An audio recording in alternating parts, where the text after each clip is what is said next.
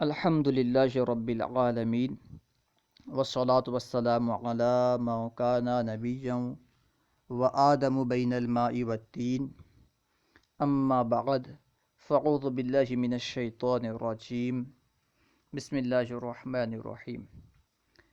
آج ہم انشاءاللہ عز و جل چند قواعد فقہیہ پڑھیں گے۔ سب سے پہلا قاعدہ ہے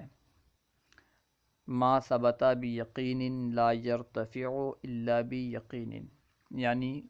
جو یقین سے ثابت ہو وہ یقین سے ہی ختم ہو سکتا ہے، جو یقین سے ثابت ہو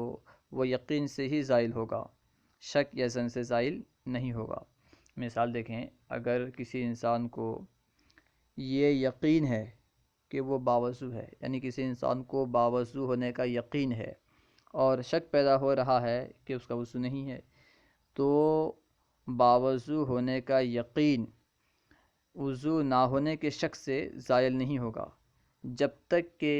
وضو نہ ہونے کا یقین حاصل نہ ہو جائے۔ جب یہ یقین حاصل ہو جائے گا، جب یہ یقین سے معلوم ہو جائے گا کہ وضو نہیں ہے، وضو ٹوٹ گیا ہے، تب جو وضو ہونے کا یقین تھا یہ ختم ہو جائے گا۔ اسی طرح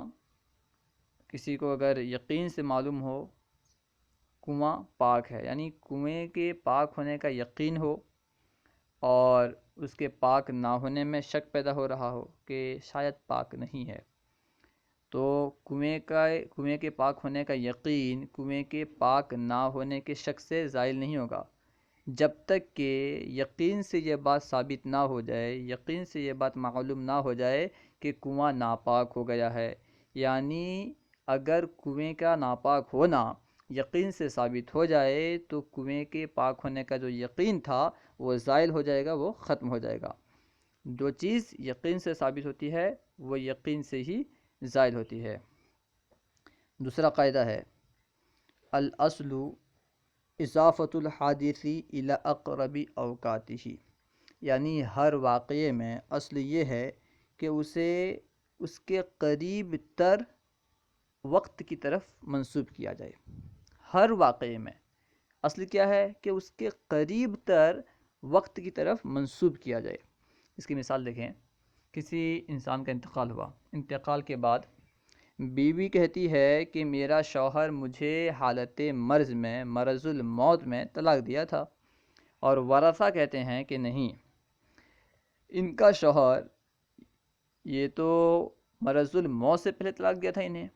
یعنی ورثہ کا دعویٰ ہے کہ شوہر مرض الموت سے پہلے طلاق دیا تھا، اور عورت یہ کہہ رہی ہے کہ شوہر مرض الموت میں طلاق دیا تھا۔ تو اب کیونکہ بیوی کی جو بات ہے یہ اس واقعے سے قریب ہے، اسی وجہ سے بیوی کی بات کو مانی جائے گی اور اس کی بات پر فیصلہ کیا جائے گا، کیونکہ بیوی کی بات جو ہے یہ زیادہ قریب ہے۔ یعنی ابھی جو اس وقت سے بیوی جس وقت کی طرف منسوب کر رہی ہے،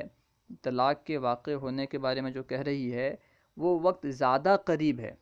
اور کیونکہ وہ مرض الموت میں طلاق کے واقع ہونے کے بارے میں کہہ رہی ہے، اور ورثہ جو کہہ رہے ہیں وہ مرض الموت سے پہلے طلاق واقع ہونے کے بارے میں کہہ رہے ہیں، تو قریب تر وقت کون سا ہے؟ مرض الموت کا، جس کا بیوی دعویٰ کر رہی ہے۔ اسی وجہ سے بیوی کی بات کو مانی جائے گی اور اس پر فیصلہ کیا جائے گا، اور بیوی وارث ہوگی، بیوی کو وراثت میں حصہ ملے گا۔ فقہ کا ایک قاعدہ ہے، فقہ کا ایک مسئلہ ہے کہ اگر شوہر مرض الموت میں، یعنی موت کی حالت میں، یعنی حالت نزعہ میں، مرض الموت میں اگر بیوی کو طلاق دیتا ہے تو بیوی کو وراثت میں حصہ ملے گا، بیوی وارث ہوگی۔ کیوں؟ علماء اس کی علت بتاتے ہیں کہ شوہر ہو سکتا ہے بیوی کو وراثت سے محروم کرنے کے لیے مرض الموت میں طلاق دیا ہو۔ ممکن ہے کہ شوہر یہ چاہتا ہو کہ بیوی وراثت سے محروم ہو جائے، شوہر بیوی کو وراثت سے محروم کرنے کے لیے ہو سکتا ہے مرض الموت میں طلاق دیا ہو۔ اسی وجہ سے علماء فرماتے ہیں کہ بیوی وراثت کی مستحق ہوگی، اسے وراثت میں حصہ ملے گا اگر مرض الموت میں شوہر طلاق دیتا ہے۔ دوسرا قاعدہ ہے تیسرا قاعدہ ہے المشقۃ والحرج انما یعتبران فی موضع لا نص فیہ، یعنی حرج اور مشقت ان دونوں کا اعتبار اس جگہ میں کیا جاتا ہے جہاں نص موجود نہ ہو۔ حرج اور مشقت کا اعتبار وہاں ہوتا ہے جہاں نص موجود نہیں ہے۔ جہاں نص موجود ہو وہاں حرج یا مشقت کا اعتبار نہیں ہوگا۔ یعنی کیا ہوتا ہے کہ کبھی کبھی حرج اور مشقت کی وجہ سے مسائل میں تخفیف پیدا ہوتی ہے، تو یہ قاعدہ ہے کہ جب حرج اور مشقت ایسی جگہ واقع ہوں جس پر نص موجود ہے تو وہاں پہ حرج اور مشقت کا اعتبار نہیں کیا جائے گا بلکہ نص کا اعتبار کیا جائے گا۔ جیسے حرم سے گھاس اکھاڑنے کے ناجائز ہونے پر نص موجود ہے، یعنی حرم سے گھاس اکھاڑنے کے ناجائز ہونے کے معاملے میں یہ نص وارد ہے، حدیث پاک میں آیا ہے کہ حرم کی جو گھاس ہے اسے نہ اکھاڑا جائے۔ تو اگر مشقت ہو گھاس نہ اکھاڑنے میں، یعنی اگر گھاس کو نہ اکھاڑا جائے تو مشقت ہوتی ہو یا کوئی حرج میں مبتلا ہوتا ہو تو حرج اور مشقت کی وجہ سے گھاس کے اکھاڑنے کا حکم نہیں دیا جائے گا، کیونکہ گھاس اکھاڑنے کے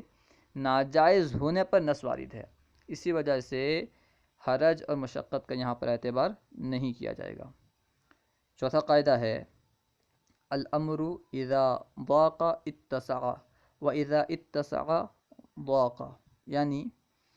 معاملہ جب تنگ ہوتا ہے تو وسعت دی جاتی ہے، اور معاملہ جب وسیع ہوتا ہے یعنی گنجائش جب ہوتی ہے تو اس وقت تنگی کی جاتی ہے۔ جب تنگی ہوتی ہے تو وسعت دی جاتی ہے، جب وسعت ہوتی ہے تو تنگی کی جاتی ہے۔ الامر اذا ضاق اتسع واذا اتسع ضاق، اس کی مثال دیکھیں، یعنی جہاں معاملہ تنگ ہو اور تنگ ہونے کی بنا پر اسے وسعت دی گئی ہو۔ جیسے کوئی شخص ایسے وقت میں سویا تھا یا پھر کسی وجہ سے مشغول تھا اور ایسے وقت میں نماز کے لیے آیا کہ اگر وہ مکمل طور پر وضو کرتا ہے تو نماز مکمل طور پر ادا نہیں کر پائے گا، نماز رہ جائے گی، تو اسے حکم دیا جائے گا کہ وہ صرف اور صرف فرائض ادا کرے، وضو کے جو سنن ہیں مستحبات ہیں انہیں ترک کر دے۔ یعنی اگر کوئی شخص نماز کے فوت ہونے کا خوف کرے تو اسے حکم دیا جائے گا کہ وہ سنن اور مستحبات کو ترک کر دے، یعنی اس کے لیے یہ وسعت دی جائے گی کہ وہ صرف فرض پر اکتفا کر لے، کیونکہ یہاں پہ وقت میں تنگی ہے، اسی وجہ سے اسے یہ وسعت دی جائے گی کہ وہ سنن اور مستحبات کو ترک کر دے۔ اور اگر معاملے میں یعنی وقت میں گنجائش ہو، یعنی یہ جو وقت میں گنجائش ہو یہ اس کے تحت ہے کہ جب معاملہ وسیع ہو تو اس وقت تنگی کی جاتی ہے، تو وہی فرما رہے ہیں کہ اگر معاملے میں اگر وقت میں گنجائش ہو تو اس وقت فرائض اور سنن اور مستحبات سے زیادہ کوئی کام کرنا، یعنی وضو میں جو فرائض ہیں، جو مستحبات ہیں، جو سنن ہیں، ان سے زیادہ کچھ اور کرنا، پانی کو زیادہ بہانا، یہ ناجائز ہوگا، اسے جائز قرار نہیں دیا جائے گا،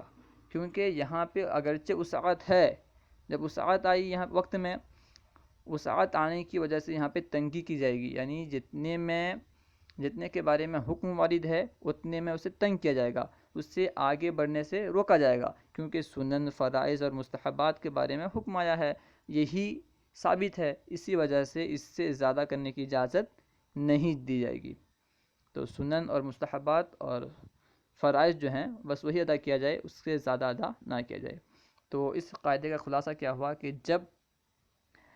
کسی معاملے میں تنگی ہو تو وسعت دی جاتی ہے، اور جب وسعت ہو تو تنگی کی جاتی ہے۔ قاعدہ نمبر 5، ما ابیح للضرورت یقدر بقدرها، جسے ضرورت کے تحت مباح کیا گیا ہو، جسے ضرورت کی وجہ سے جائز قرار دیا گیا ہو تو وہ ضرورت کے مقدار ہی مقدر ہوگا۔ جس چیز کو ضرورت کے تحت جائز قرار دیا گیا ہو وہ چیز ضرورت کے مقدار ہی جائز ہوگی، اس کے بعد جائز نہیں ہوگی۔ جیسے کوئی شخص بہت بھوکا ہے، یعنی اتنا بھوکا ہے کہ بھوک کی وجہ سے مرنے کے قریب ہے، خوف ہے کہ وہ مر جائے، تو اب اسے یہ حکم دیا جائے گا کہ وہ اتنا مردار کا اتنا گوشت اور شراب پی لے اور کھا لے جس سے اس کی جان بچ سکتی ہے، جس سے وہ بچ سکتا ہے۔ اگر کوئی شخص مرنے کے قریب ہو، بھوک کی وجہ سے مرنے والا ہو، تو اسے یہ حکم دیا جائے گا کہ مردار اور شراب اتنا کھا لے، اتنا پی لے جس سے اس کی جان بچ سکتی ہو، اس سے زیادہ کی اجازت نہیں ہوگی۔ اگر زیادہ کھائے گا تو پھر حرام کا مرتکب ہوگا۔ تو ما ابیح للضرورت یقدر بقدرها، جو ضرورت کے تحت، جو ضرورت کی وجہ سے جائز کیا گیا ہے، وہ ضرورت کی مقدار ہی مقدر ہوتا ہے۔ اسی طرح اس کی دوسری مثال دیکھیں، جیسے کسی عورت کے کہیں پردے کے مقام میں کوئی زخمی ہو گئی یا پھر کچھ بیماری ہو گئی، تو عورت طبیب کو بس اتنی ہی جگہ، پردے کی اتنی ہی جگہ دکھا سکتی ہے جتنے سے کام چل جائے، یعنی جتنے کے بغیر حاجت پوری نہ ہو سکے، جتنا دکھانا ضروری ہے اتنی ہی دکھائے، اس سے زیادہ دکھانے کی اجازت نہیں ہے، درست نہیں ہے۔ یعنی جتنا دکھانا ضروری ہے بس اتنا دکھانا اس کے لیے جائز ہوگا، پردے کا اتنا مقام دکھانا اس کے لیے جائز ہوگا، اس کے علاوہ اس سے زیادہ دکھانا جائز نہیں ہوگا، درست نہیں ہوگا۔ قاعدہ نمبر 6، ما جاز بعذر بطل بزوالہ، جو کسی عذر کی بنا پر جائز ہوا ہو تو اس عذر کے ختم ہونے سے، اس عذر کے زائل ہونے سے اس کا جواز بھی ختم ہو جائے گا، اس کا جواز بھی باطل ہو جائے گا۔ ما جاز بعذر بطل بزوالہ، جو کسی عذر کی وجہ سے جائز ہوا ہو تو اس عذر کے زائل ہونے سے اس کا جواز بھی ختم ہو جائے گا۔ تو اس کی مثال دیکھیں، جیسے انسان تیمم کب کرتا ہے؟ جب وہ پانی پر قادر نہ ہو، یعنی تیمم کرنے کی اجازت پانی پر قادر نہ ہونے کی عذر کی وجہ سے ہے، پانی پر قادر نہ ہونے کی عذر کی وجہ سے تیمم کرنے کا حکم دیا گیا ہے۔ تو جب پانی پر قادر نہ ہونے کا عذر ختم ہو جائے، یعنی پانی پر قادر ہو جائے، تو اب تیمم کا جواز ختم ہو جائے گا۔ یعنی پانی پر قادر نہ ہونے کے عذر کی وجہ سے تیمم کا حکم دیا گیا، تو جب یہ عذر یعنی پانی پر قادر نہ ہونے کا عذر ختم ہو جائے، یعنی پانی پر قادر ہو جائے، تو تیمم کا جواز بھی ختم ہو جائے گا، اسے وضو کرنا ہوگا۔ تو ما جاز بعذر بطل بزوالہ، جو کسی عذر کی وجہ سے، جو کسی عذر کے سبب سے جائز ہوا ہو تو اس عذر کے زائل ہونے کی وجہ سے، اس عذر کے زائل ہونے سے اس کا جواز، اس چیز کا جواز بھی ختم ہو جائے گا، زائل ہو جائے گا۔ اور آخری قاعدہ ہے الضرر لا یزال بالضرر، الضرر لا یزال بالضرر، یعنی نقصان کو نقصان سے دور نہیں کیا جائے گا، تکلیف کو تکلیف سے دور نہیں کی جائے گی۔ الضرر لا یزال بالضرر، جیسے کوئی شخص حالت اضطراب میں ہے، بہت بھوکا ہے، تو حالت اضطراب کی وجہ سے اس کے لیے یہ جائز نہیں ہوگا کہ یہ ایسے شخص کا کھانا کھائے جو خود حالت اضطراب میں ہے۔ یعنی دو بندے ہیں اور دونوں حالت اضطراب میں ہیں، ایک کے پاس کھانا ہے، دوسرے کے پاس کھانا نہیں، تو جس کے پاس کھانا نہیں ہے اس کے لیے یہ جائز نہیں ہوگا کہ وہ دوسرے بندے کا کھانا کھائے، کیونکہ اپنی تکلیف کو دور کرنے کے لیے دوسرے کو تکلیف دینا درست نہیں ہوگا، تکلیف کو تکلیف سے دور نہیں کی جائے گی۔ اگر وہ بندہ کھا لیتا ہے جس کے پاس کھانا نہیں ہے، تو جس سے کھانا لے گا وہ بیچارہ تکلیف میں مبتلا ہوگا، تو اس وجہ سے اسے اجازت نہیں دی جائے گی کہ وہ دوسرے کا کھانا لے۔ الضرر لا یزال بالضرر، تکلیف کو تکلیف سے دور نہیں کی جائے گی۔ یعنی اگر دو بندے بھوکے ہوں، دونوں حالت اضطراب میں ہوں، تو حالت اضطراب کی وجہ سے کسی بندے کو اجازت نہیں ہوگی کہ یہ ایسے بندے کا کھانا لے لے جو خود حالت اضطراب میں ہے۔ صلو علی الحبیب صلی اللہ تعالی علی محمد۔ ہمارے چینل فیضان درس نظامی کو سبسکرائب کریں اور